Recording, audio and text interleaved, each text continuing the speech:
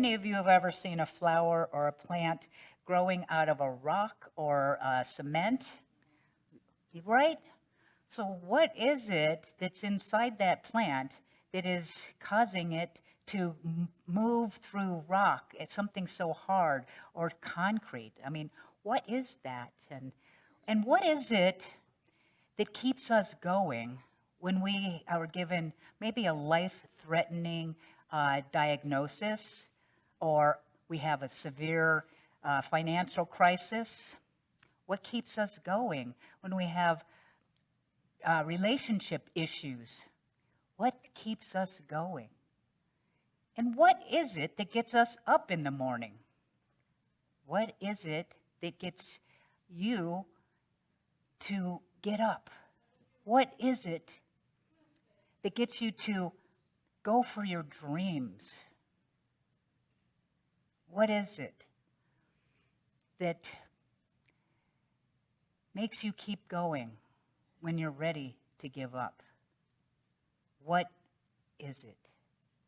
Do you know? Do you know what it is? Would you like to know what it is? What was that? Yes. That's better. Okay, so what it is something we started to study last week, and the word is zeal. Okay? It is zeal. And zeal is one of the 12 spiritual abilities that we all have, that we're born with. They're innate. And Charles Fillmore, who's took a metaphysical study of the Bible, looking at every person, place, and situation as an aspect of ourselves. And so he took a look at the disciples and he said, well, this one has this ability, and each one of them. So in the 12 powers this year, I'm spending some of my talks every month on one of the powers.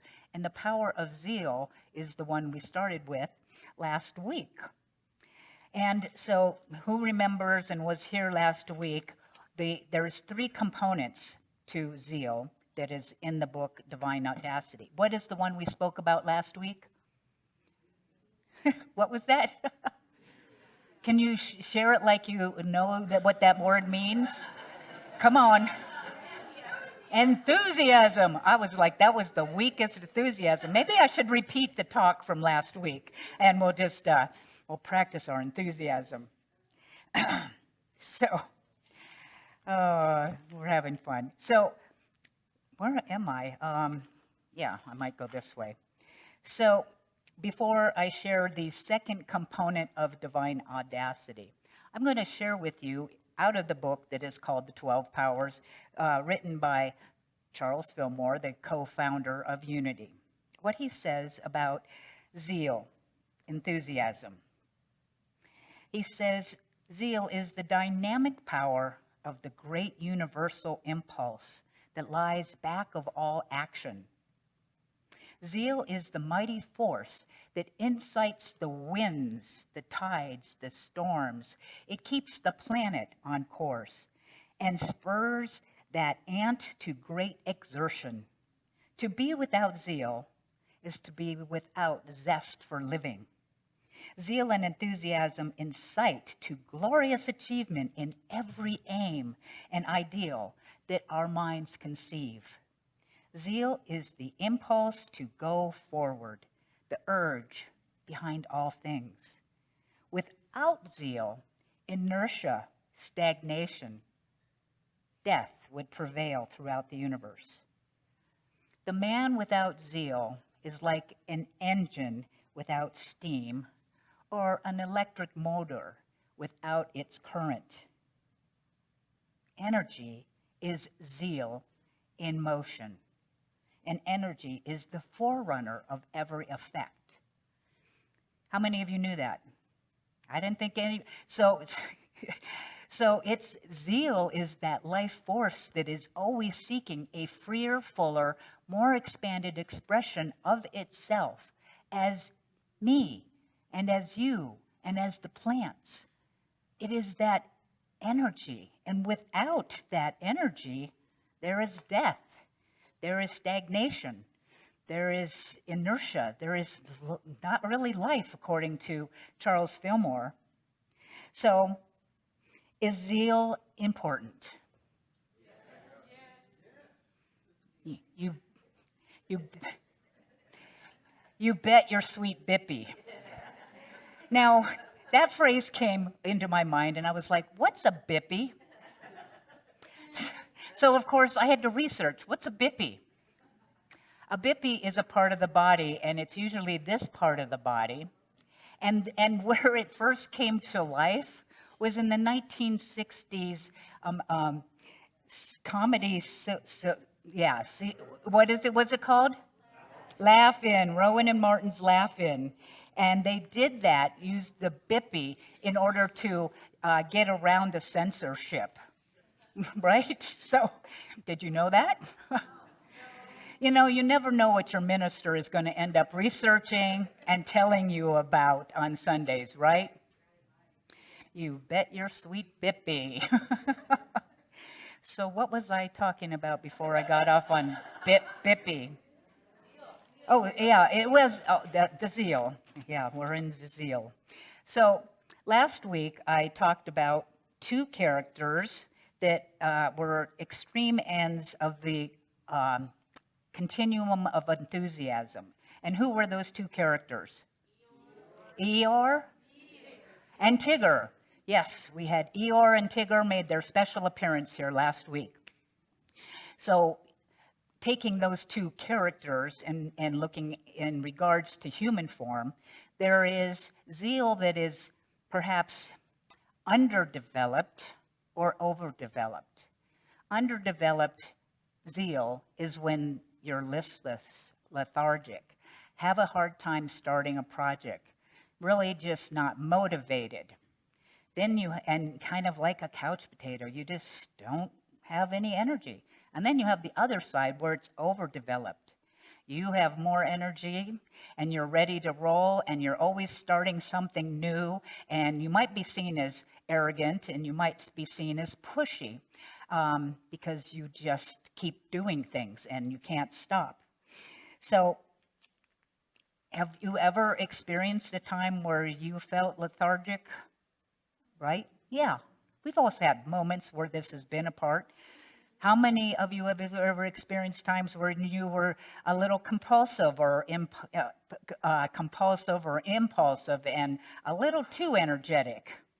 Right? So we have all experienced both aspects. So I don't know why I keep moving papers around. Here we go. Audacity. Now we're going to the second component. We talked about enthusiasm. I mean, we're talking about zeal, the overall, but part one was last week, enthusiasm. Today we're going to talk about audacity. And this book, Divine Audacity, by Linda Martella-Whitsett, is one of the best books there is that talks about the 12 powers. And I recommend you all have one because I will be speaking from this book and you can get more in depth in the coming up months. So she says, audacity. It is the aspect of zeal relating to our inherent evolutional impulse. And Fillmore, who I just spoke of, taught that it was that great universal force impelling us to spring forward and do miraculous things. Our power source for moving in the direction of fulfillment is the quality of boldness and forwardness. She also says, audacious is when you courageously overcome seeming obstacles in service of a compelling purpose. Audacious is you insisting that no material circumstance can interfere with your ability to shine the light of your spiritual nature. So how many of you ever thought about yourself being audacious? I bet you haven't. It's like, do you ever sit there and go, how audacious have I been today? You probably have not. So I am going to invite you to take a moment and to close your eyes and to reflect. When have I been bold? When have I done something that was big?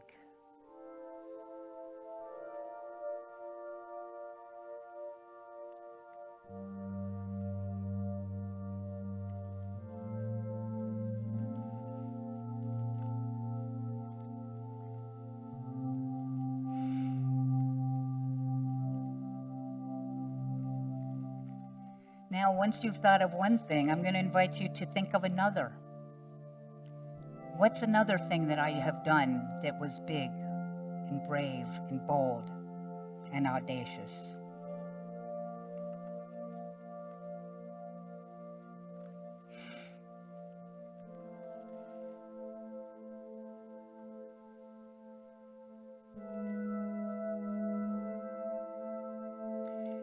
And one more. Think of at least a third thing that was bold and you could call audacious in your lifetime. And when you have 3 audacious times where you experienced and expressed something audacious, please open your eyes.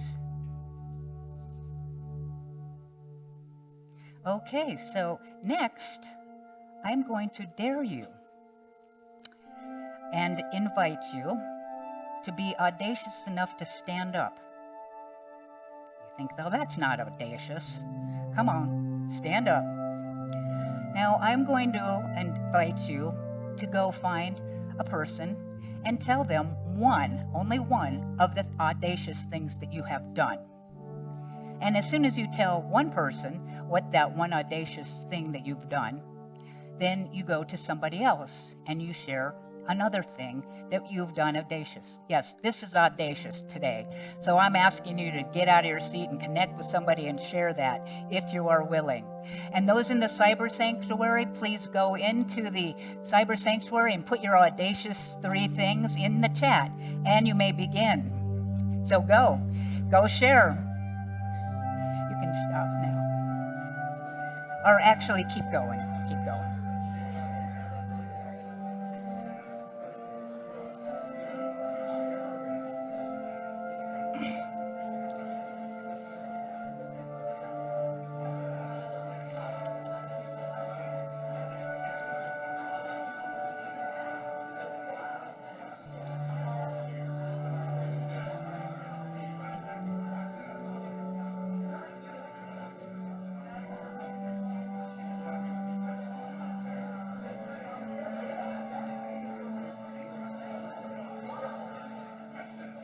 Okay, find somebody else. Make sure that you get another person.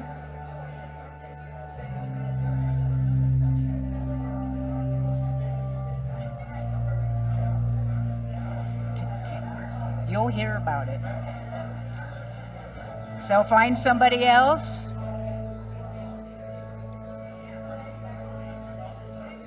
You're sharing one thing, and then find someone else.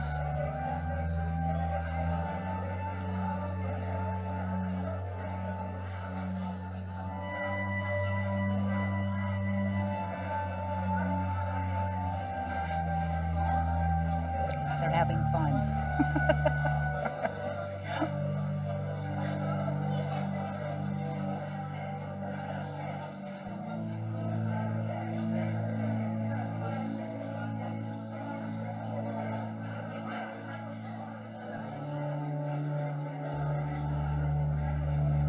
Okay, you have 60 seconds to complete your sharing and get back to your seats. So complete.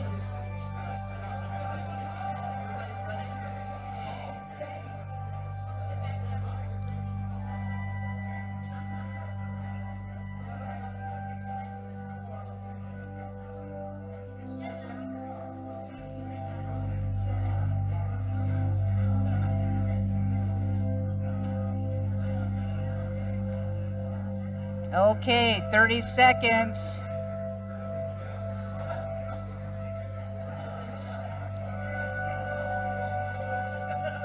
They'll just keep going. No shit. There's glasses on the floor. Okay, if you would please return to your seats, you audacious people.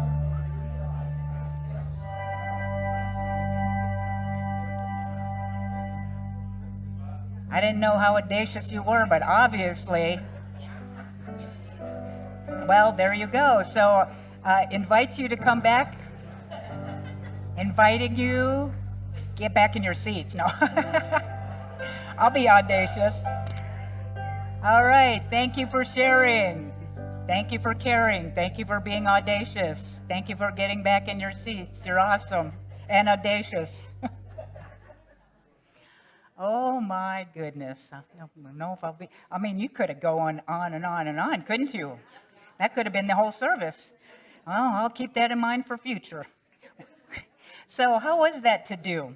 Call out. Fun? Audacious? Fun? Empowering? Interesting. Okay. Well, that was audacious, and I thought it was rather fun watching you also. Now, I didn't have an opportunity to share, so I'm going to share 3 audacious things from my life. And one of them was moving from Ohio to East LA to become the manager and the professional forklift operator at Polychem. So that was pretty audacious. I was 28 and basically didn't know anybody and moved from Ohio. The company moved me, and that was audacious. I had 3 semi-trucks filled with product, nothing to tell me how to set it up, and I set this place up and ran it for a while, and then I got bored and moved on. So another audacious, my second one, well, being a minister is a bit audacious to be a public figure, right, Kevin? And to be moving from different places. I moved from Southern Cal to Tahoe. I had moved from Tahoe to Sacramento. I mean, every time I moved in a ministry, there was an audacious move because you don't know what you're getting into, right? I mean, you have no real idea. I went to Fort Collins, Colorado, and ended up in heaven called Santa Fe and Unity Santa Fe, right? Next. Now this one, I'm going to be a bit audacious in sharing because it's pretty personal. And it just occurred this last Wednesday. So I'm going to be bold in sharing this. And most of you know that my wife, Divine, had passed on December 30th of 2022. And since then, I have been grieving. I've participated in grief classes and grief groups and read grief books and felt my feelings and tried to get a counselor, 3 different counselors. I didn't find any of them that felt like they were of any what I was needing. And I finally found a counselor who actually is a fit for me, and I was so grateful. Now, in this process of meeting up with my new counselor on Zoom, we had a 90-day review. And that's when you see what you've accomplished in the last 90 days, and then what are the objectives and what we're going to perhaps focus on in the next 90 days. Well, I had this thought in the back of my mind, and it came out of my mouth. I actually said, I'm not really sure, but there's a part of me that thinks perhaps I have not fully grieved from the deepest part of me. As soon as I said it, I regretted it. Why? Because the definition of healing is applying love to the places that hurt. And to tell you what, I don't really honestly want to do my hurt, right? And be in that more vulnerable. And the part of me that resisted and was like, oh, why did you say that? You're going to have to go there. And when I have an opportunity to go into pain or sadness, I resist. Anybody else resist? And I noticed it right away. And I mentioned it to the counselor. I was like, well, actually, when my resistance shows up, that's a sign that I'm going in the right direction, whether I like it or not. So that was audacious and for me to do. And so now I'm going to have some real fun in counseling and do some sand therapy so we can get beyond my so smart beingness. I need to really do something outside of the box. So that was audacious for me and for my truest self. You know, it took over and said something, which I know was the right thing. There is two types of audaciousness. There is the human audaciousness, and then there is divine audaciousness. Did you know there's a difference? No. Do you know what divine audacity is and what it means to be divinely audacious? No. Very good. I anticipate your answers, actually. And would you like to know what that is? Awesome. Well, you're in luck today because I'm going to share. And I think this is one of the best parts of her book. And this is even to get the book just to read page 3 over and over and over. Divine audacity is bold spiritual living, living from the radical idea that I am divine. My nature is one with divine nature, and I am able to boldly express the highest spiritual principles in the midst of everyday situations. I am courageously responsive and fearlessly reflective and self-corrective.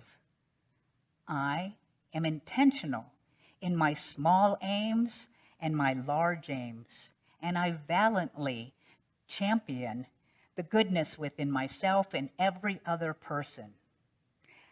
I hold myself accountable for my thoughts and my words and my actions so that I'm in integrity with my divine identity. I dare to ignore the way things are and what cannot be done, bringing about the seemingly impossible. I suspend belief in limitations that seem inherent in our human existence to stretch beyond my human capacity. I disregard appearances to hold a vision of what can be, so steadily held that it becomes manifest.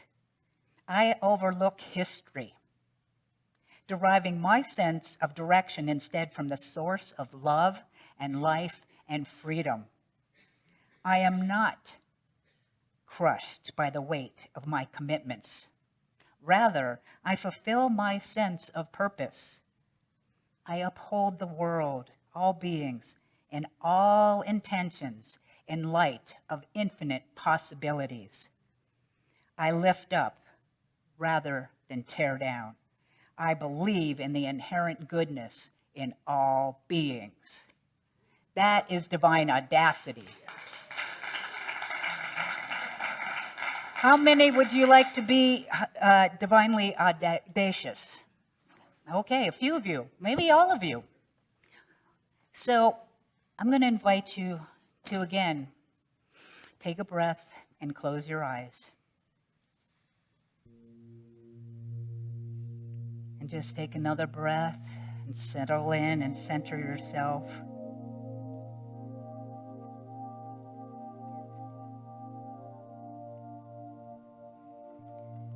And as you breathe, you open. You open to your God self, to the still small voice of the divine within, God's self, higher power. And silently say to yourself, I am listening.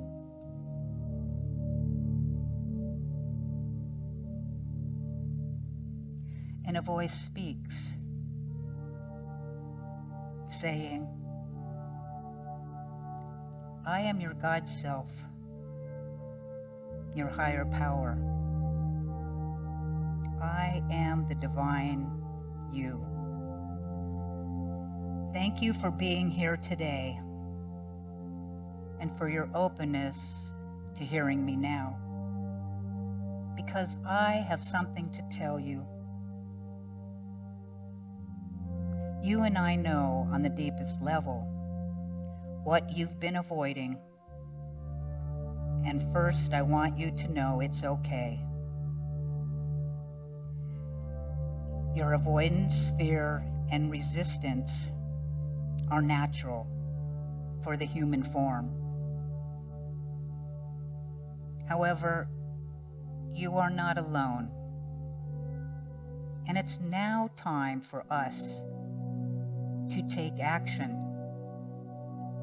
Divinely inspired action. So now is the time to be still,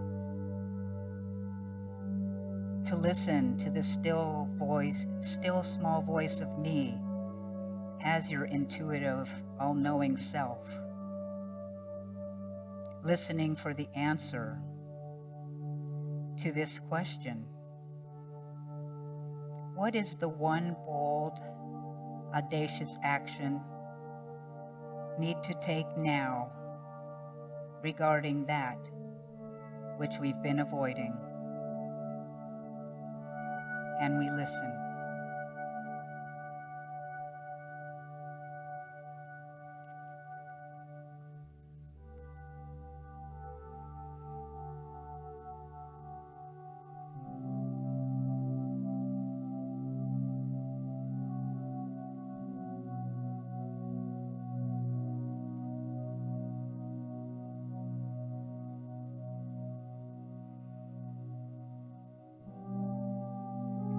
Once you have heard of a bold action from your intuitive self, you can open your eyes.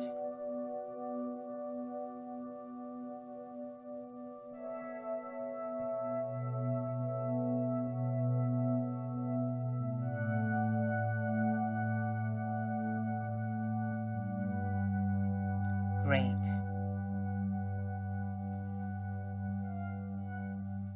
So now I'm going to give you the B's. The B's of being divinely audacious. The first B is to believe in something big, something worthwhile. Something big and worthwhile. Believe is your first B. To be audacious, believe in something that means something to you. The second B is to be still, as you just did, to be still and listen, asking a question of your intuitive self. Ask that question and listen. So you're believing, you're being still. Number 3, bold action. Follow through with a bold action. Do something different that will move you in the direction, perhaps, of anything that you might be avoiding. Be brave. Number 4, to band together and to stand together in the name of love with other people. We need to band together and stand together so that we can be the change we want to see. And namaste.